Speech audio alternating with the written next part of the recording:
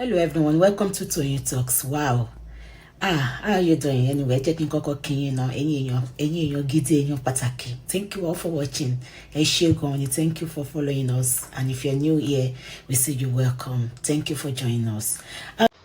Ṣẹ́rí, tíyàn bá ń wá èṣù kèlèbé, tó ń wá èṣù, wàláì, Lizzy Anjorin ni kó lọ mú.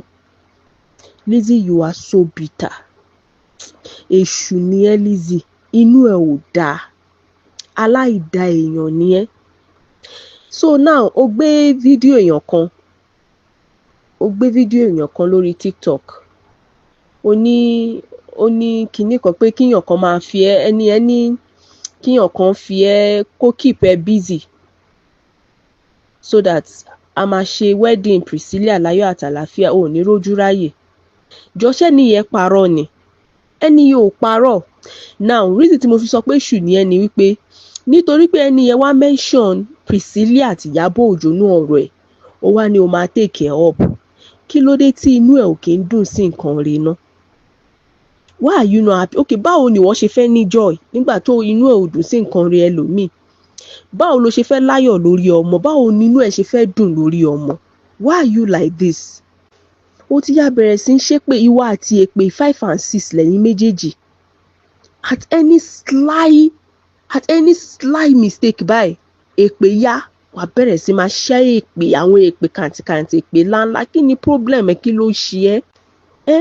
Ta ló fi problem yìí kàn ẹ́?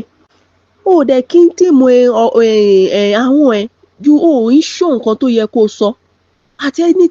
At any slight provocation báyìí, ó tán èpè yá, àwọn èpè ńláńlá.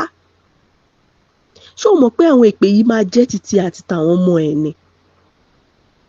Báwo ló ṣe expect kí inú ẹ̀ dùn lórí ọmọ? Inú ẹ̀ ò lè dùn lórí ọmọ ẹ̀ ò lè ṣe nǹkan rí náà.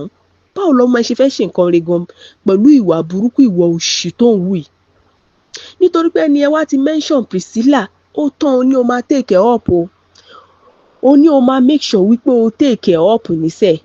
Why are you like this? Ládùúrú gbogbo àwọn tó ń sọ̀rọ̀ káàkiri, ládùúrú àwọn kọ́mẹ̀ntì wèrè tó máa ń ṣàjẹ́. Why tó ṣe jẹ́ pé eléyìí tó jẹ́ pé ẹni yẹn mention Priscilla ló wá sọ pé o fẹ́ take up? Why? Níbi tó wá ṣépè dé tó ṣorí burúkú dé lórí social media, ó rí pé o ti ń dá àgbà ọ̀sán gangan ni. O ti ń darúgbó ọ̀sán gangan.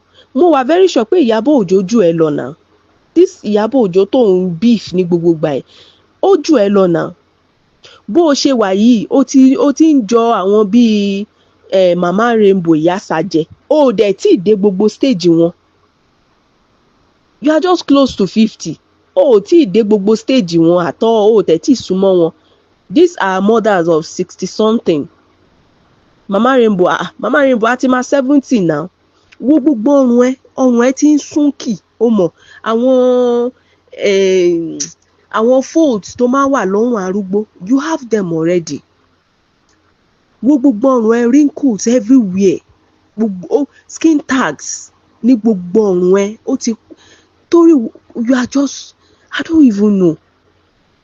Ó wá ń darúgbó ọ̀sán gangan, ó ríra ẹ̀ ní, ó kí ń wora ẹ̀ níwájú mirror ni. Lẹ́ẹ̀kọ̀kan tó máa ń wò pé ara ojú ẹ̀ fine, ọ̀pọ̀lọpọ̀ foundation, ìwọ má kun foundation jòkó kó wá wora ẹ̀ kó rí bó ṣe rí at your age. Ó wà so unhappy, highly depressed. Ó yẹ kó lọ check ẹ lọ́spítù.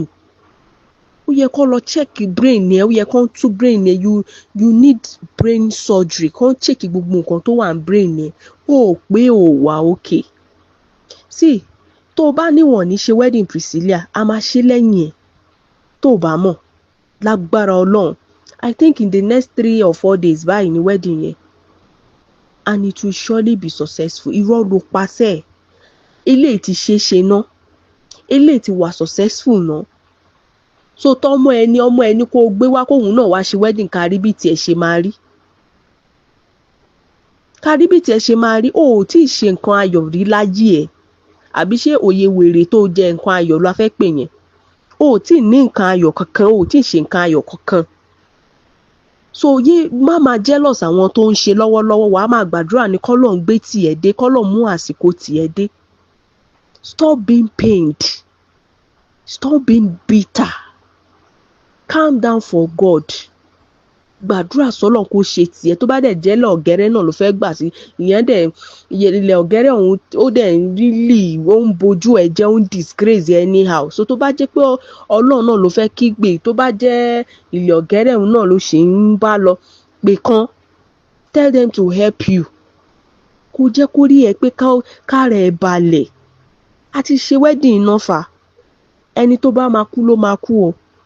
Ṣó ti gbọ́?